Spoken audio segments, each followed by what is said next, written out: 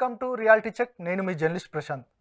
ప్రస్తుతం తెలంగాణలో హైడ్రాకి సంబంధించి గత కొన్ని రోజులుగా మనం చూస్తూ ఉన్నాం. అక్రమ కట్టడాలను కూలుస్తూ వెళ్తూ ఉంది. మొట్టమొదటిగా ఇన్కన్వెన్షన్తో మొదలైన ఈ యొక్క కూల్చడం ప్రధానంగా పేదల ఇళ్లను కూలుస్తుందంటూ కూడా ప్రధానంగా ప్రతిపక్షాలు చేస్తున్న విమర్శలు. దానికి తగ్గట్టుగానే పేదల ఇల్లు అనేది మేము చూడట్లేదు, ప్రధానంగా చెరువుల యొక్క నాలాల యొక్క పరిరక్షణ ధ్యేయంగా ఈ యొక్క అక్రమ కట్టడాలను కూలుస్తున్నాం అనేది కూడా ప్రభుత్వం చెప్తా ఉంది. దీనికి సంబంధించి ఒక కమిషన్ ఏర్పాటు చేసింది. ఆ కమిషన్కి సంబంధించి ఒక సీనియర్ ఐపీఎస్ని కూడా అక్కడ కమిషన్లో నియమించింది. దాంతోపాటు ప్రధానంగా కొంతమంది అధికారులను కూడా ఈ యొక్క కమిషన్లో ఉంచి దాని తర్వాత ప్రధానంగా ఈ యొక్క హైడ్రా కూల్చుకుంటూ వెళ్తున్న సందర్భం మనం చూస్తూ ఉన్నాం. దీనికి పైన పూర్తిగా పేదల ఇళ్లను కూలుస్తుందనేది కూడా అక్కడ కూల్చబడిన ఒక ఇంటి అతను హైకోర్టును ఆశ్రయించారు. హైకోర్టు ప్రధానంగా తీవ్రంగా ఈ యొక్క హైడ్రా పైన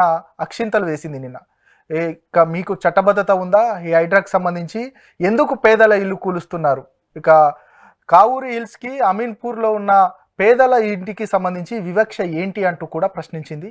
ఇక హైకోర్టు యొక్క వ్యాఖ్యలకు సంబంధించి మనతో పాటు మాట్లాడడానికి హైకోర్టు అడ్వకేటు బాలాగారు మనతో పాటు ఉన్నారు. సార్ నమస్తే. నమస్తే. ప్రధానంగా తెలంగాణలో హైడ్రాకి సంబంధించి మనం గత కొన్ని రోజులుగా చూస్తూ ఉన్నాం. ఇక ఇన్కన్వెన్షన్తో మొదలైన ఈ యొక్క హైడ్రా కూల్చివేతలు ఇప్పటి వరకు మనం చూస్తూ ఉన్నాం. నిన్న హైకోర్టు కూడా సీరియస్ అయింది. హైకోర్టు వ్యాఖ్యలను మీరు ఎట్లా చూస్తారు? ఒకటి, నేను మొదటి నుంచే చెప్పుకుంటూ వస్తున్నాను, జీవో నెంబర్ 99 హైడ్రాకి ఇచ్చిన జీవోలో ఎటువంటి లీగల్ శాంటిటీ లేదు అని నేను మొదటి నుంచే చెప్తున్నాను. నిన్న హైకోర్టులో కూడా సింగిల్ బెంచ్లో జడ్జి గారు కూడా ఇదే వ్యాఖ్యానం చేశారు. మీరు ఎన్విరాన్మెంట్ని ప్రొటెక్షన్ చేయడంలో మేము ఎక్కడే కానీ అడ్డుకోవట్లేదు, లేదు ఇల్లీగల్గా వాటర్ బాడీస్ని వీటిని ఎంక్రోచ్ చేసి అలాంటివి చేస్తున్న వాళ్ళకి మేమే ఆర్డర్స్ ఇచ్చాము కూలగొట్టమని చెప్పేసి అని. పర్మిషన్స్ లేని వాటికి కూడా నేనే ఆర్డర్స్ ఇచ్చున్నాను. సెకండ్ ఫ్లోర్ థర్డ్ ఫ్లోర్ కట్టుంటే కానీ ఇల్లీగల్ పర్మిషన్స్ లేకుండా చేసిన కూలగొట్టండి అని చెప్పాను. మేము ఎక్కడ ఇటువంటి దానికి మేము ఎంకరేజ్ కూడా చేయట్లేదు. కానీ మీరు చేసే విధానం ఏదైతే ఉందో, మీరు ఎంచుకున్న విధానం ఏదైతే ఉందో అది మాత్రం తప్పు. మీకు ఆ పవర్ ఎక్కడుంది?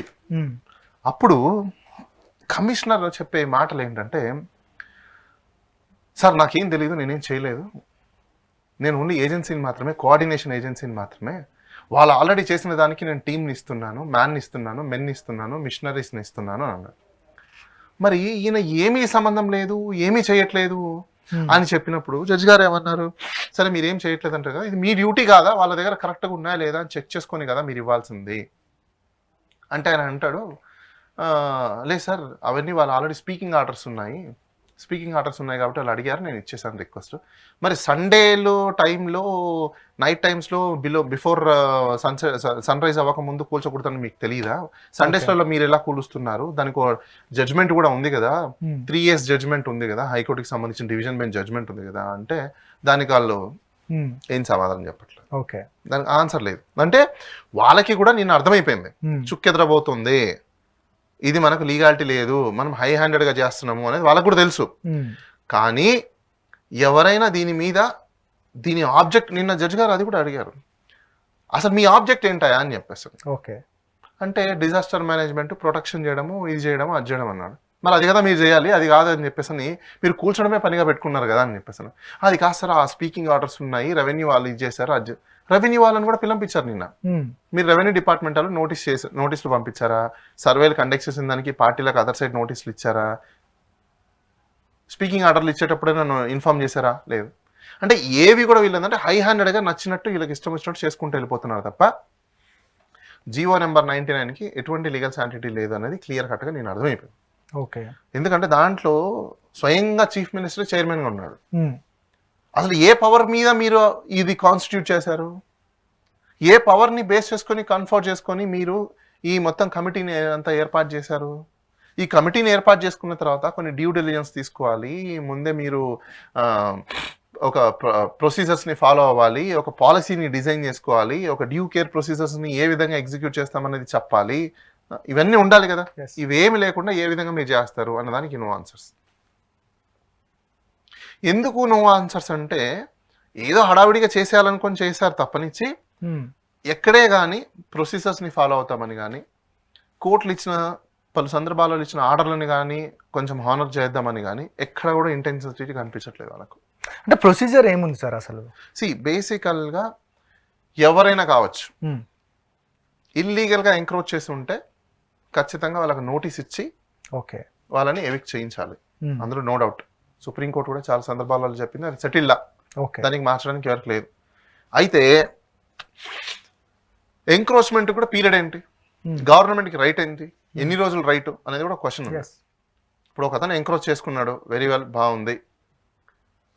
మీరు ఎంక్రోచ్ చేసుకున్న తర్వాత లాంగ్ స్టాండింగ్ 30 years దాటిపోయింది అనుకోండి, ఈవెన్ మీరు నోటీస్ ఇవ్వడానికి కూడా మీకు ఎలిజిబిలిటీ లేదు. లిమిటేషన్ యాక్ట్ ప్రకారం ఒక గవర్నమెంట్ ప్రాపర్టీని మీరు కాపాడుకోవాలి అంటే 30 సంవత్సరాల లోపల మీరు ఏదో ఒకటి చేసి ఉండాలి వాళ్ళని ఎవిక్ట్ చేయమని చెప్పేసి అని. 30 సంవత్సరాలు దాటిపోయిన తర్వాత మీరు వాళ్ళని ఎవిక్ట్ చేయమని చెప్పేసి అని మీరు కానీ నోటీస్ ఇచ్చారనుకోండి, ఓకే ఏమవుతుంది? ఇల్లీగల్, మీకు రైటే లేదు నోటీస్ ఇవ్వడానికి. ఎందుకు రైట్ ఉండదు అంటే వాళ్ళు 30 ఏళ్ళు దాటిపోయారు, లిమిటేషన్ యాక్ట్ని దాటేశారు. సో కాబట్టి వాళ్ళ ప్రాపర్టీ మీ ప్రాపర్టీని చెప్పుకోవాలి అంటే, గవర్నమెంట్ ప్రాపర్టీని చెప్పుకోవాలి అంటే మీరు సివిల్ కోర్టుకి వెళ్ళి సూట్ వేసుకొని డిక్లరేషన్ తీసుకోవాలి.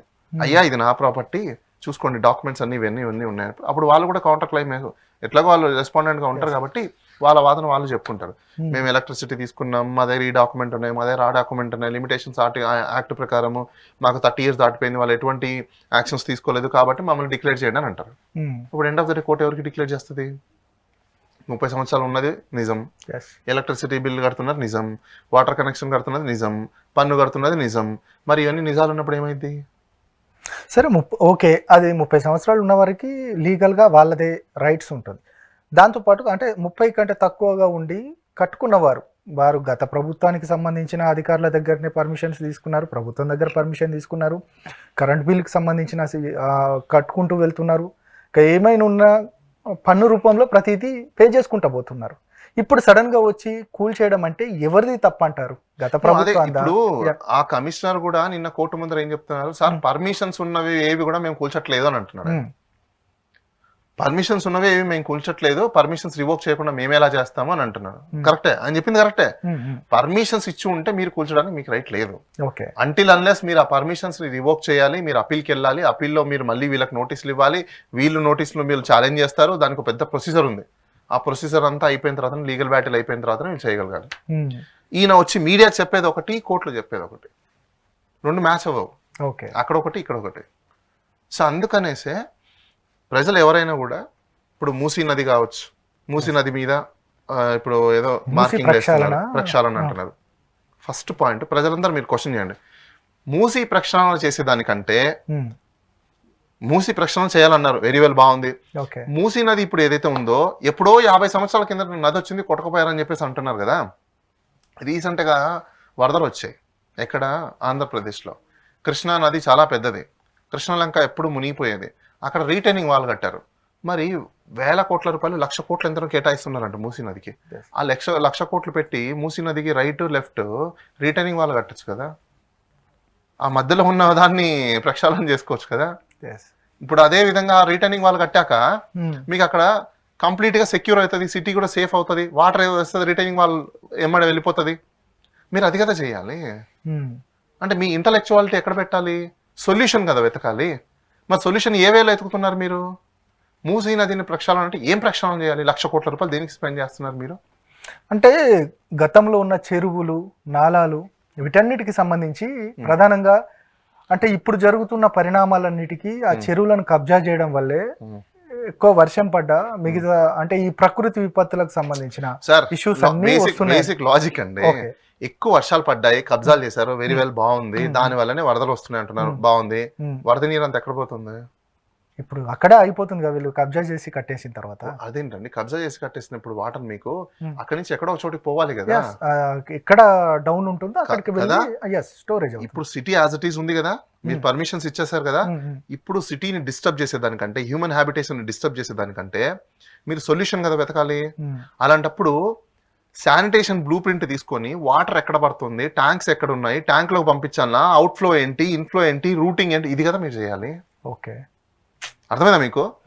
వర్షం పడితే వర్షం వెళ్ళడానికి నీళ్లు కావాల్సిన రూటింగ్ చేయాలి మీరు. రూట్ చేసి ఏ ట్యాంకులకు పంపించాలి, అక్కడ ట్యాంకులో సఫిషియంట్ ఉందా లేదా, అన్ని టీఎంసీల వాటర్ అక్కడ నిలబడుతుందా లేదా, ఆ ట్యాంకులో మనకు ఇప్పుడు ఉంచడం వల్ల ఉపయోగం ఉందా లేదా, ఇవి కదా మీరు ఆలోచించాలి. ఇప్పుడు ఆ ట్యాంకుల్లో నీళ్లు నిలబెట్టడం వల్ల మీకు ఏమైనా యూజ్ ఉందా, ఆ నీళ్లు మీకు ఉపయోగపడతాయా, ఆ నీళ్ళు మీరేమో దేనికైనా వాడడానికి యూజ్ ఉందా, లేదు. మొత్తం మురికి నీరు, శానిటేషన్ నీరు, కాలువ నీళ్లు ఇవి కదా వస్తున్నాయి.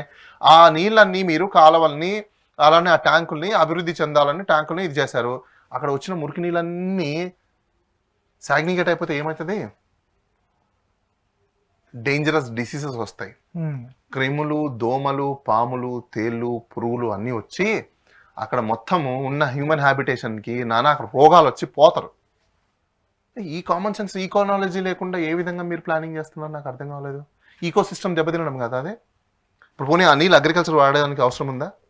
హైదరాబాద్లో ఉన్న చెరువులు అన్ని ఓపెన్ చెప్తున్నాను, ఈ వాటర్స్ వల్ల, ఈ చెరువుల వల్ల what is the use of it, ఉపయోగాలు ఏంటి, దాంట్లోకి వచ్చే వాటర్ రూటింగ్ ఎక్కడ, ఎక్కడెక్కడ కబ్జాలు అయిపోయినాయి, ఎక్కడి నుంచి వాటర్ దీంట్లోకి వస్తుంది, దీంట్లోకి వచ్చే వాటర్ రూటింగ్ ఏదైతే ఉందో అది ఓవర్ఫ్లో అయిపోవడం వల్ల, రూట్ లేకపోవడం వల్ల మునిగిపోతున్నాయి అంటున్నారు. బాగుంది, దానికి మీరు ఏం ప్రికాషన్స్ చేశారు, ఆ రూట్ వాటర్ని రూటింగ్ చేయడానికి ఏం చేశారు, అది కదా ఇప్పుడు చెప్పాలి. ఒకప్పుడు ట్యాంకులు, న్యాచురల్ రీసోర్సెస్ ఉన్న నాలాలు కానీ ట్యాంకులు కానీ కట్టల్ని కానీ ఎందుకు అడ్డుకోవద్దు, ఎందుకు ఇది చేయకూడదు అన్నారంటే, వరద నీరు మొత్తం వచ్చి దాని ఫ్లో వచ్చినప్పుడు అక్కడ వెళ్లాల్సిన నీటిని అడ్డుకట్ట వేసుకుంటే అది నది ప్రవాహం ఎక్కువ అయిపోతుంది, నీళ్ళు ఇదైపోతాయని చెప్పేసాను. ఇప్పుడు చిన్న ఎగ్జాంపుల్ చెప్పాను, సున్నపు చెరువు ఉంది ఎక్కడ, మన మాదాపూర్ దగ్గర బోర్బండకు బ్యాక్ సైడ్ లో. ఆ చెరువులో నీళ్ళన్నీ వస్తున్నాయి అవునా, ఆ నీళ్ళు ఎట్టుపోవాలి. ఇప్పుడు వీళ్ళు చెప్పిందే okay right, very good. Full వర్షం పడిందండి, భయంకరమైన వర్షం కురిసింది, చెరువులోకి నీళ్ళు మొత్తం వచ్చేసాయి, చెరువు పొంగిపోయింది, నీళ్ళు ఎట్టుకోవాలి అంటే మళ్ళీ జనాల్లోకి వచ్చేయాలి నీళ్లు. ఇప్పుడు ఆ చెరువు ఉండడం వల్ల అక్కడ ఫుల్ ట్యాంక్ లెవెల్ అయిపోయిన తర్వాత కూడా, నీళ్ళు ఎక్సెస్ పోయిన తర్వాత కూడా నష్టపోయేది ఎవరు? మళ్ళీ ప్రజలే కదా. మరి ఆ నీళ్ళని ఏం చేయాలి? ఫస్ట్ మనము ఆ చెరువుకి ఏం చేయాలి? ఎగ్జిట్ రూట్ చూడాలి. ఎగ్జిట్ రూట్ చూడకుండా మన వాళ్ళు ఏం చేస్తున్నారు? ఇళ్ళు కూల్చుకొడుతున్నారు, కబ్జాలు. ఓకే కబ్జాలు చేశారు, బాగుంది, ఇన్ని సంవత్సరాలు ఉన్నారు కాబట్టి వాళ్ళకి కంపెన్సేటరీ ఏం చేయాలో చేయండి, అది కదా మీరు చేయాలి. అంటే కబ్జాలు చేసుకుంటూ పోతున్నారు, మళ్ళీ వాళ్ళకి కంపెన్సేషన్ ఇవ్వడము, మళ్ళీ వాళ్ళకు పునరావాసం కల్పించడం. అవును సార్, కబ్జా చేసే రోజున మీరు ఎక్కడికి పోయారు? జీతం తీసుకోలేదు, ఆ రోజు పడుకొని నిద్రపోతున్నారు. గవర్నమెంట్ ఏమన్నా నువ్వు నెలల జీతం తీసుకుంటున్నావుగా, వార్డు దగ్గర నుంచి మున్సిపల్ కమిషనర్ వరకు మీరందరు నెలకి జీతం తీసుకున్నారా తీసుకోలేదా? It's my question. తీసుకున్నారు కదా, ఎందుకు తీసుకున్నారు? మీ డ్యూటీస్ ఏంటి? What is your duty? నువ్వు ఆ రోజు డే 1లో కదా చూడాలి, నువ్వు డే 1లో ఎందుకు చూడలేదు? డే 1లో నువ్వు ఎందుకు చేయలేదు? మళ్ళీ నువ్వు ఎందుకు పర్మిషన్ ఇచ్చావు? నువ్వు ఎందుకు నాలా కనెక్షన్ ఇచ్చావు? నువ్వు ఎందుకు నల్ల కనెక్షన్ ఇచ్చావు? నువ్వు ఎందుకు ఎలక్ట్రిసిటీ బిల్ ఇచ్చావు? నువ్వు ఎందుకు ట్యాక్స్ తీసుకున్నావు? నువ్వు ఎందుకు ఓటర్ కార్డు ఇచ్చావు? నువ్వు ఎందుకు ఓటర్ వేయించుకున్నావు? నువ్వు ఎందుకు ఎలక్షన్లో గెలిచావు? ఎందుకు చేశారు ఇవన్నీ? ఇవన్నీ చేసింది ఎవరు? Right are wrong? ఇది మీరు చేస్తే కదా వాళ్ళకి ఎలా తెలుస్తుంది? లేకపోతే సరే రైట్ ఆర్ రాంగ్, వాడు రాంగ్ అని నీకు అప్లికేషన్ పెట్టారనుకో, నీ డ్యూటీ ఏంటి? రిజెక్ట్ చేయాలి. చేసావా? చేయలా. సో దెన్ అప్పుడు కంపెన్సేషన్ పే చేయకుండా ఏం చేస్తారు? నీ తప్పుకి నువ్వు చేసుకొని ఈరోజు నేను కంపెన్సేషన్ పే చేయనంటే, ఒకటి ఈరోజు హైదరాబాద్లో చెరువుల పరిరక్షణ అని చెప్పి చేయడము ఎంతవరకు సమంజసం కాదు. ఈరోజు హైదరాబాద్లో ఉన్న చెరువులు ఏవి కూడా యూటిలైజేషన్స్లోకి ఉన్న చెరువులు కాదు. దానికి ఆల్టర్నేట్ సొల్యూషన్ని వెతకకపోతే మాత్రం హ్యూమన్ హ్యాబిటేషన్ ఉన్న, ర్యాపిడ్ గ్రోత్ ఉన్న ఈ సిటీని అనవసరంగా మనమే మన చేతులారా దెబ్బ తీసుకున్న వాళ్ళం అవుతాం. ఆ ఎగ్జిస్టింగ్ ఉన్న ట్యాంక్స్ ఏవైతే ఉన్నాయో యూటిలైజేషన్స్ ఎంత, దాని కెపాసిటీ ఎంత, దాని రూట్స్ ఎంత, దాని ఎగ్జిట్ రూట్స్ ఏంటి, ఇవి ఫస్ట్ వెతకండి. ఎగ్జిట్ రూట్ వెతారు ఓకే, అక్కడ వాటర్ గిన స్టోరేజ్ లేకపోతే భూగర్భ జలాలకు సంబంధించి ఇక్కడ వాటర్ ప్రాబ్లం అవుతుంది కదా, అడుగంటిపోయే పరిస్థితి ఉంటుంది ఇక్కడ నివసించడానికి. నేను అదే కదా సార్ నేను కూడా చెప్తున్నాను మీకు, చెరువుల వల్ల యూటిలైజేషన్ ఏముంది, ఆ యూటిలైజేషన్ ఉన్న చెరువులకి ఎగ్జిట్ రూట్స్ ఏంటి, భూగర్భ జలాలు పెరగాలన్నప్పుడు ఆ వాటర్ని రూటింగ్స్ ఏంటి, అది కదా చేయమంటున్నా నేను. Right, what my point. ఇప్పుడు భూగర్భ జలాలు ఇక్కడ కావాలన్నారు, దేనికోసం భూగర్భ జలాలు కావాలి చెప్పండి? మన రోజువారీ వాడుకునడానికైనా వాటర్ కావాలి కదా కదా. వాటర్ కావాలన్నప్పుడు, భూగర్భ జలాలు కావాలన్నప్పుడు ట్యాంకులు కావాలి కదా, అవునా? మరి ట్యాంకులు కావాలన్నప్పుడు ఆ ట్యాంకుల యూటిలైజేషన్ ఎంత, ఆ ట్యాంకుల కెపాసిటీ ఏంటి, ఓవర్ఫ్లో అయినప్పుడు ఆ ట్యాంకులు ఎగ్జిట్ రూట్ ఏంటి, ఎస్ ఏ ట్యాంక్ నుంచి ఏ ట్యాంక్ కనెక్ట్ అవుతుంది. మీరు ఇది డిజైన్ చేయకుండా ఆక్యుపై చేశారు, మొత్తం ఇది అయిపోయింది. ఓకే, నేను కాదనట్లేదు, ఎక్కడ దాకా ఆక్యుపై అయిందో ఇప్పుడు వాళ్ళకి రిహాబిలేషన్ ఇచ్చి మొత్తం చేసి ట్యాంక్ని డెవలప్ చేసి ఆ ట్యాంక్ని రీటైలింగ్ వాన్ కట్టడమో, ఆ ట్యాంక్కి సంబంధించిన రూటింగ్ చేయడమో, లేకపోతే గేట్స్ని ప్రాపర్గా పెట్టడమో, ఎగ్జిట్ గేట్స్ని పెట్టడమో, ఇది కదా చేయాలి మీరు.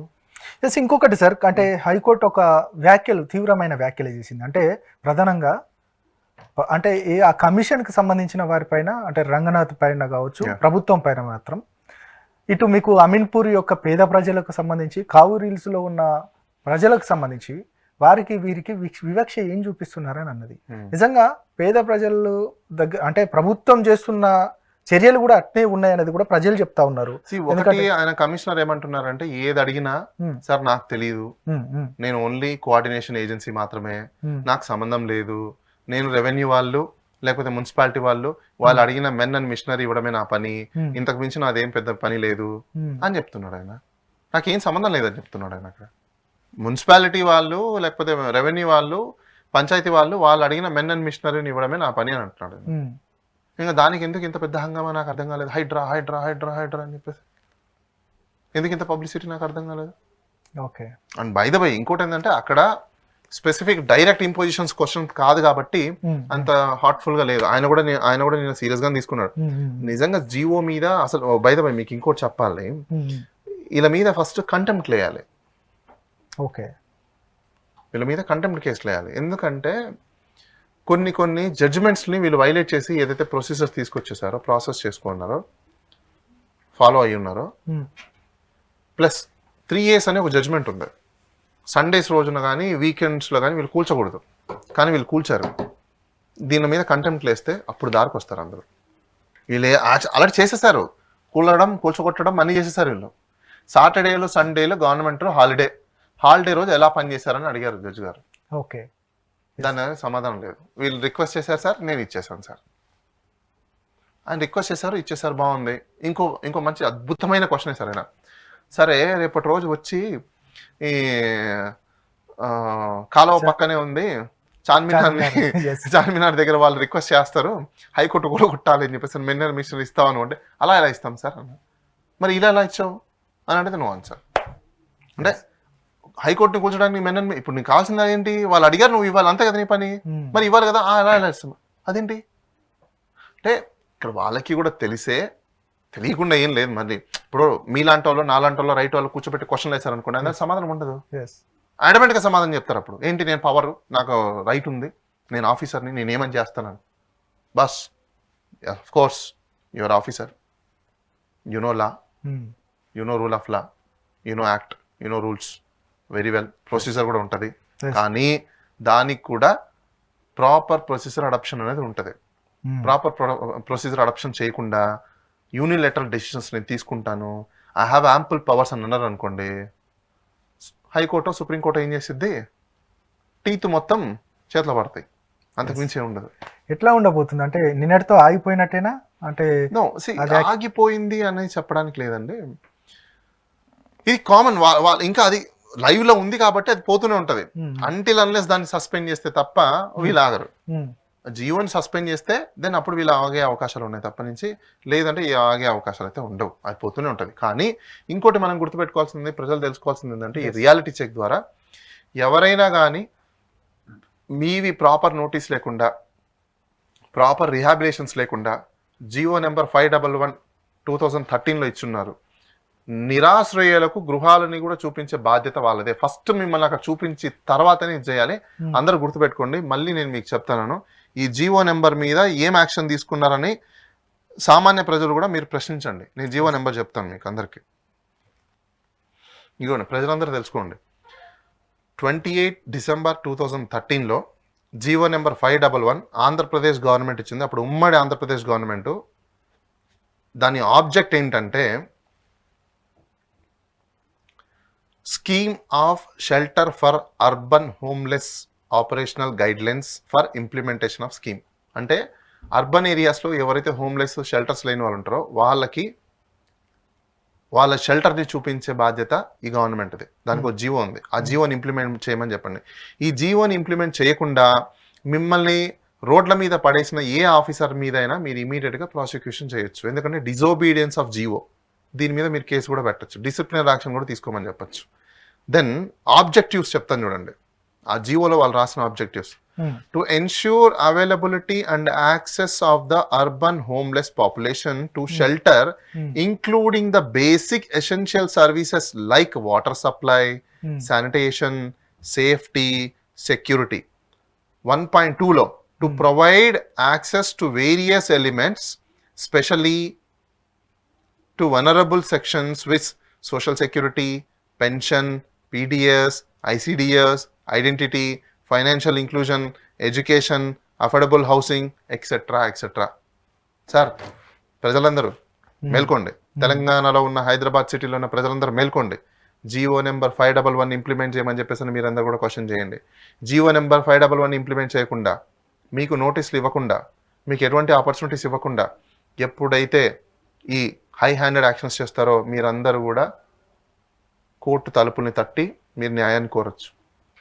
మీకు ఒకవేళ, నేను మళ్ళీ చెప్తున్నా, ఏదైనా ప్రాబ్లమ్స్ ఇలాంటివి ఉంటే ప్రోబోన్ సర్వీసెస్ కింద మన ఈహా టీవీ వాళ్ళు కూడా కింద మీకు మీ ఈమెయిల్ ఐడినో లేకపోతే కామెంట్లోనో మీరు పెట్టండి, వాళ్ళు కూడా మిమ్మల్ని అప్రోచ్ అవుతారు. ఖచ్చితంగా దీని మీద మీరందరూ పోరాటం చేయండి. న్యాయం మీ దరిదాపులకు వస్తుంది, మీ చెరువు న్యాయం వస్తుంది. మీరు పోరాటాలు చేయకుండా ఏ మాత్రం మీరు సైలెంట్గా ఉన్నా, వాళ్ళు చెప్పారు కదా అని చెప్పేసి తలంచుకొని పోతూ ఉంటే ఖచ్చితంగా మీ బతుకులు, మీ పిల్లల భవిష్యత్తు రోడ్డు మీద పడుతుంది. మీరు ఇంకోటి గుర్తుపెట్టుకోండి, మీ జనరేషనే కాదు, మీ పిల్లల జనరేషన్, వాళ్ళ పిల్లల జనరేషన్ కూడా ఈరోజు రోడ్డు మీద పడే అవకాశాలు ఉన్నాయి. ఎందుకు అంటే, మీరు 30 ఏళ్ళు 35 ఏళ్ళు కష్టపడి ఒక 40 లక్షల నుంచి 50 లక్షలు 60 లక్షల కోటి రూపాయలు పెట్టి మీరు ఒక ప్రాపర్టీ కొనుక్కున్నప్పుడు, బోనఫైడ్ పర్చేజర్ అయి ఉన్నప్పుడు, ఆ బోనఫైడ్ని ఫస్ట్ వాళ్ళు ఛాలెంజ్ చేయకుండా మిమ్మల్ని వాళ్ళు రోడ్డు మీద వేయడానికి లేదు. ఒకవేళ అలా చేశారనుకోండి, ఏం జరుగుతుందో కూడా మీకు చెప్తాను చూడండి. మీరు సపోజ్ ఇప్పుడు గవర్నమెంట్ వచ్చి కూలగొట్టేసింది, ఇంకో చోటికి ఇంటికి వెళ్తారు, రెంట్కి వెళ్తారు, బాగుంది, హోమ్ లోన్ పెట్టుకుంటారు, ఇంకొక 20-30 లక్షల లోన్ ఉంటుంది. ఇప్పుడు మీరు ఆ లోన్ కట్టుకోవాలి, నెలకు రెంట్ కట్టుకోవాలి, మీకు ఇన్కమ్స్ పెరగదు, ఇన్కమ్ అదే ఇన్కమ్ ఉంటుంది, మళ్ళీ మీకు ఎక్స్పెన్సెస్ పెరిగిపోయాయి, మీ పిల్లలకి భవిష్యత్తుకి బతుకుకి కావాల్సిన డబ్బులు మీరు సమకూర్చలేరు, వాళ్ళు ప్రాపర్గా చదవలేరు, మెంటల్ పీస్ ఉండదు, మెంటల్ టెన్షన్ ఉంటుంది, వాళ్ళ జీవితాలు కూడా మళ్ళీ బతుకుకి భవిష్యత్తుకి మధ్యలో కొట్టుకుంటుంటాయి. అంటే మీ భవిష్యత్తులు, మీ జనరేషన్ భవిష్యత్తులు, మళ్ళీ వాళ్ళ జనరేషన్ భవిష్యత్తులు కూడా అగమ్యమైన గోచరంలోకి పడిపోయే అవకాశాలు ఉన్నాయి. కాబట్టి మీరందరూ దీన్ని పోరాటం చేయకపోతే మాత్రం మీకు పరిష్కారాలు వచ్చే అవకాశాలు అయితే లేవు. రైట్ సార్, అంటే మీరు అన్నట్టుగా పేద ప్రజల తరపున మీరు మాట్లాడుతున్నారు. నిజమే సార్, ఈ కూల్చివేతలు కూడా ఒక నాగార్జున గారి ఇన్కన్వెన్షన్ తప్ప మిగతా అంతా కూడా పేద ప్రజలు, మధ్యతరగతి ప్రజలే కూల్చారనేది కూడా ప్రజల నుంచి వస్తున్న చర్చ. నిజంగానే అది మనం చూస్తూ ఉన్నాం. ఎందుకు పేద ప్రజల వైపే వెళ్ళారు అని అంటే వారి దగ్గర లీగల్గా ఏం లేదనా, లేకపోతే ఏంటి అసలు మతలబ్? లీగల్గా ఉన్నా కూడా వాళ్ళ దగ్గర ఎవరు వాళ్ళకి సపోర్ట్ చేసే వాళ్ళు లేరు అని చెప్పేసి అని నేను ఈ రియాలిటీ చెక్ ద్వారా చెప్తున్నా. ప్రోబోన్ సర్వీసెస్ అని చెప్పేసి అని మనకు లీగల్ ఎయిడ్ సర్వీసెస్ ఉన్నాయి. మీరందరూ ఈహా టీవీని అప్రోచ్ అవ్వండి, మేము ప్రోబోన్ సర్వీసెస్ కింద మీ అందరికి మీ యొక్క పోరాటంలో మేము కూడా భాగస్వామ్యమై మీకు సపోర్ట్ చేస్తాం. రైట్ సార్, నిజంగానే పేద ప్రజల ఇప్పటికీ ఆర్తనాదాలు కూడా మనం వింటా ఉన్నాం. ఎస్, నిన్నటి హైకోర్టు వ్యాఖ్యల తర్వాతనైనా ప్రభుత్వం ఆ దిశగా, అంటే ఎలాంటి విధి విధానాలు లేకుండా, ఎలాంటి ఇది మీరు అన్నట్టుగా లీగల్ రైట్స్ లేకుండా ఈ రోజు ఇచ్చిన ఏదైతే ఒక రోజు ఇంటిమేషన్ ఇస్తారు, నెక్స్ట్ డే కూలగొట్టేస్తారు. అదే కదా జడ్జి గారు మాత్రం చాలా మనం చూస్తూ ఉన్నాం. చాలా దౌర్భాగ్యం. దాంతోపాటు నిజంగా ప్రభుత్వం ఇట్లాంటి చర్యలు తీసుకోవడం మాత్రం ప్రతి ఒక్కరిపై విమర్శల పాలవుతున్న సందర్భం. నిజంగా ఇప్పటికైనా కూడా ప్రభుత్వం కళ్ళు తెరవాలి. ఆ దిశగా ఇప్పుడు ఏదైతే కూల్చివేతలు కాస్తంత ఆపైనా కూడా విధి విధానాలను ఏర్పాటు చేసిన తర్వాతే నిజంగా ముందుకెళ్ళాలనేది కూడా మనం కోరుకుందాం. Right sir, thank you very much. ఇక ఇది చూస్తున్నారు కదా, ఇది ఈరోజు రియాలిటీ చెక్. మరొక రియాలిటీ చెక్తో మళ్ళీ కలుద్దాం. నేను మీ ప్రశాంత్.